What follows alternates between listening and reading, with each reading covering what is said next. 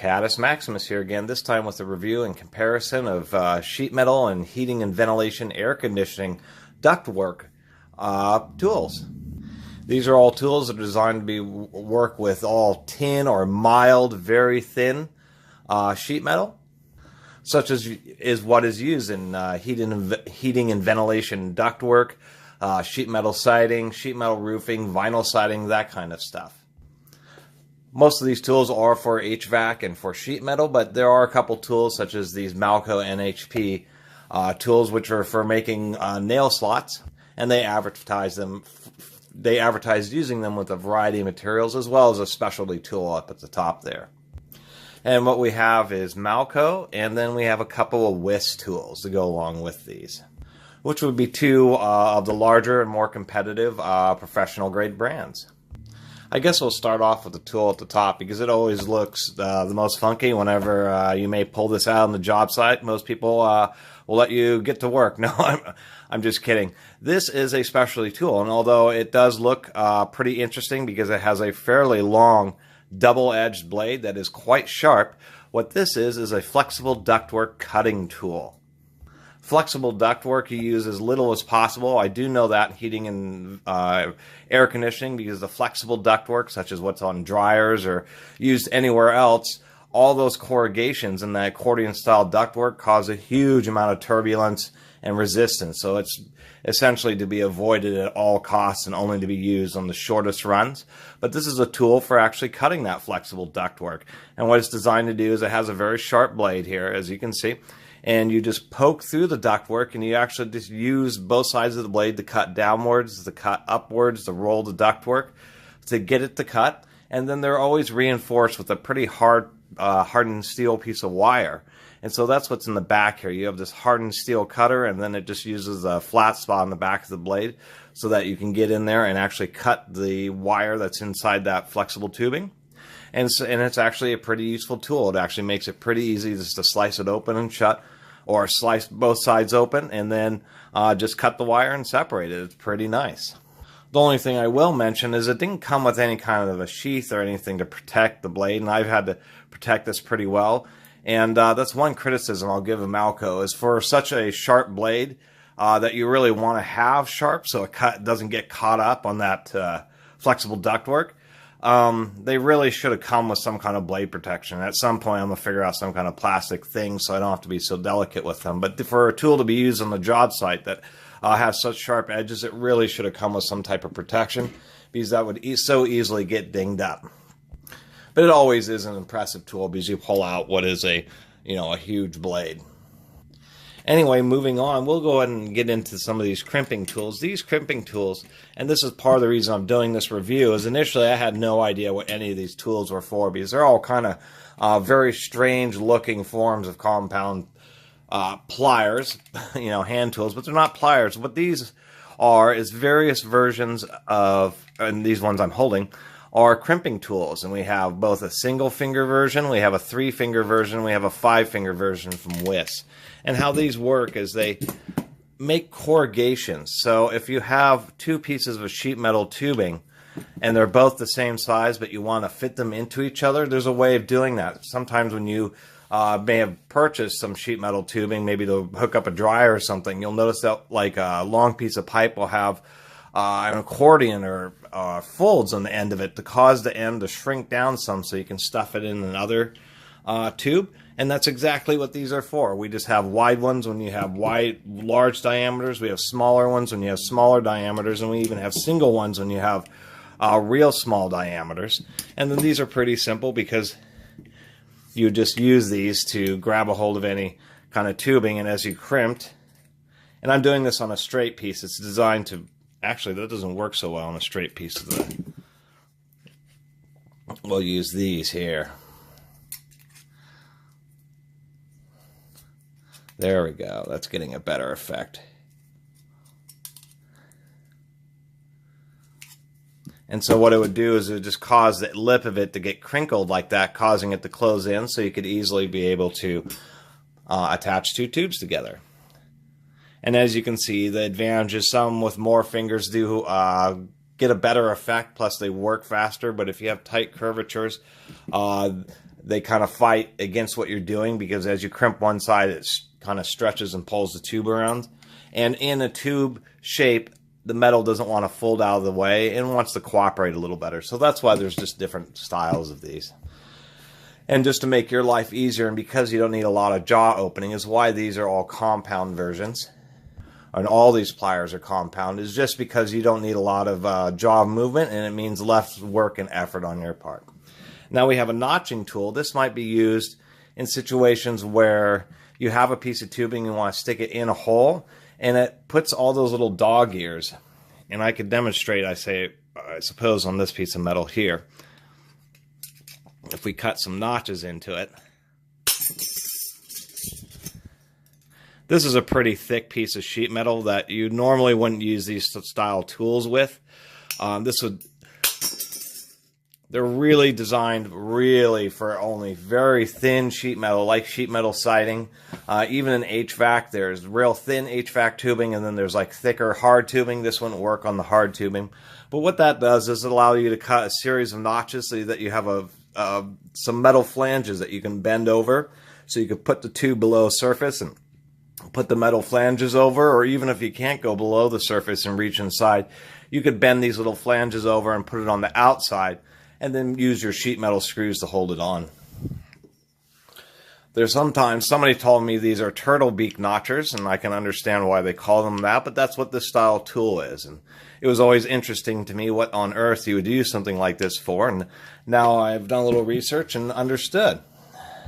And yeah, turtle beak notchers are just specifically for that, just to make a series of little tabs that you can use to fold over to connect things. Now we do have some other tools. Now these are the ones that are advertised really only for sheet metal. You can't really even use these for even this thicker sheet metal over here, because they just don't really have the force. But these are actually for making nail slots. I did use the long one just due to the nature of it. And that's what it does. It just makes a slot.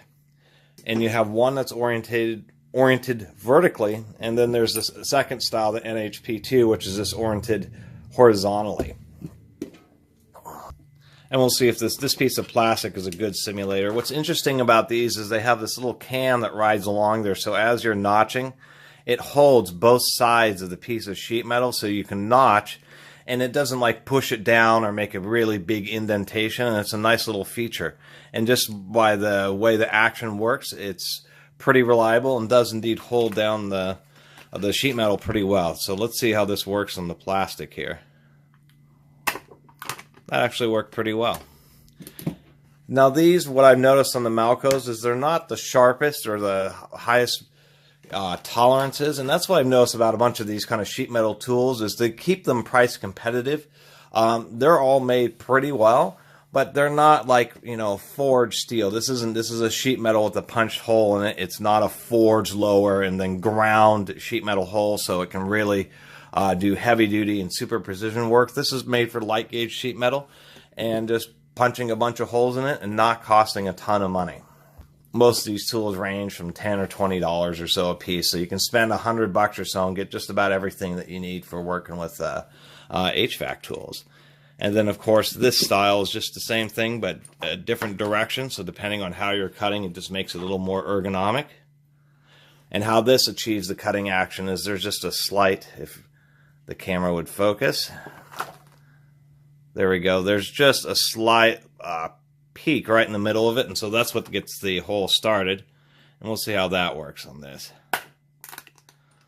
It does okay. I've noticed that these horizontal ones really work. You can see the light. Let's see if you can do that. Yeah, you can just see light making it past. These particular ones, yeah, you can really see it there. There's just a big old gap. And so these work fine on sheet metal, but really not surprisingly poorly on a lot of other materials. As you can see on the plastic, it worked, but it wasn't real pretty. And now I have a couple holes to hang this from. Sheet metal does cut, or I should say shear, a little more easily, a little more friendly to tools that don't have the highest tolerances, and so I did want to mention that. But also point out that these are not for heavy duty, and they, you know, pretty much need a more kind of harder, brittle material. The vinyl siding tends to be a little thicker, and so they work pretty well on that. This plastic I was punching a hole through is pretty thin and a pretty durable plastic.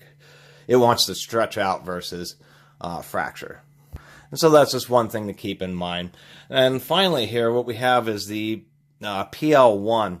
Now, Malco has two versions of these tools with different, the tool frame has the proper number on it, but you can't really find it. You have to find the whole, I guess, assembly number, because this is like a handle and then you get different anvils and dies. And so usually what this is found as is a 1/8 inch hole punch, and I have an 1/8 inch anvil and die with a couple of Allen wrenches. And then this style, which is just replacing the little anvil and die, is a joining tool. And it's kind of interesting because it has this spike that goes down into a very deep cup. And this is actually meant for, I think part of what they advertise for is joining sheet metal studs. But you can use it to join any form of sheet metal. And if I fold this, I'll just do it this way. I can't. Just a second here. Here we go. Now this V-tool is really interesting because it allows you to take a piece of sheet metal, grab it, and this is a pretty handy tool. This is a really thick piece of sheet metal to do this with. But what it does is it punches through, but the shape of that anvil and that V groove causes the pieces of metal to actually cause these two wings to come out, and then they kind of get folded on top of each other, or folded outwards and against each other. So it actually, surprisingly enough, holds pretty well. You can see I can now bend this, and it isn't actually pulling apart that connection. And surprisingly enough, this has actually been one of the tools that I've used the most out of when I found this little collection. I shouldn't say found. I got the Malcos from a hardware store that was going out of business, so that was a pretty good deal. And then a couple of these I found, of course, used through my normal tool hunts. But this is one of my favorite. I have that other punch, so I haven't used it as a punch, the 1/8 inch punch much, but I'm glad to have that extra accessory. But just having this kind of tool to be able to join pieces of sheet metal together, this securely, this is really nice. That's just one, crimp or connection made, and you can go along and make a bunch of these, and it's actually been real handy. And the nice thing you can do is if you can reach, you can either use a hammer or a pair of pliers and even fold those over further to really lock them in place. And I've done that when I've had to occasionally make like a makeshift exhaust hanger, or any other times that I wanted to attach a couple pieces of sheet metal together. And initially you would think, well, how often would you really use a feature, a tool like that? But once you kind of have the tools, and kind of the point of this channel is that whenever you get into doing some kind of project, your horizon is now different, because you say, oh, what am I doing here? Wait a minute, I have a tool that can either make my life easier or make it a lot more, well done, higher quality, more robust. Just because you're like, wait a minute, I have a tool that will kind of do exactly what I need it to do. And that's a nice thing about collecting a lot of tools. And part of the initiation for me is just from a kid taking stuff apart and never having the right tools and always having to struggle, to being able to basically let creativity flow, and do whatever projects or whatever you want to get into. And if you're working on something in a lawnmower and you want to fabricate maybe a heat shield for the exhaust or something, then you say, well, I have some various sheet metal tools where I can, notch them and, help get them shaped, easily attach them together without having a spot weld or anything like this. This would be kind of like a manual spot welder for mild steel, and aluminum, etc. Tools like these are, you don't use them very often unless you're, in professional HVAC installations, but even ones like this are handy in certain situations. I have used them once to remove some upholstery on a car seat, and this was actually pretty handy because you just cut down the seat, and then like the hard cords at the run the edges of each of the seats, I was just able to cut them. It was kind of odd, but when I brought it out, it made it super easy rather than having a pocket knife and a set of dikes. It was all integrated into one tool, so always happy about that. Anyway, I just wanted to talk about these tools. I'll include the part number in the description for all of these.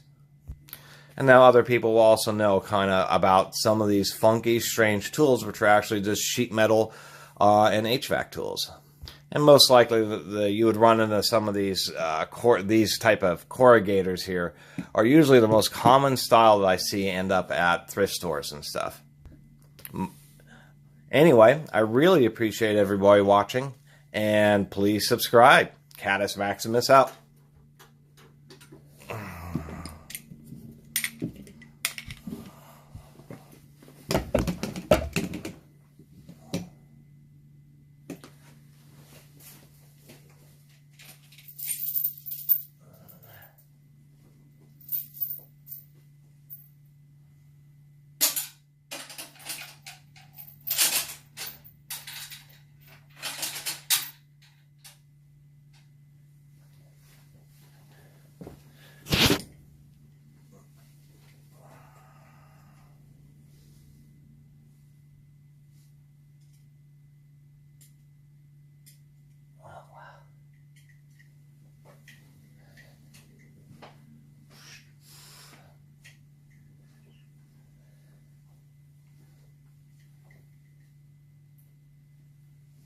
Oh, wow.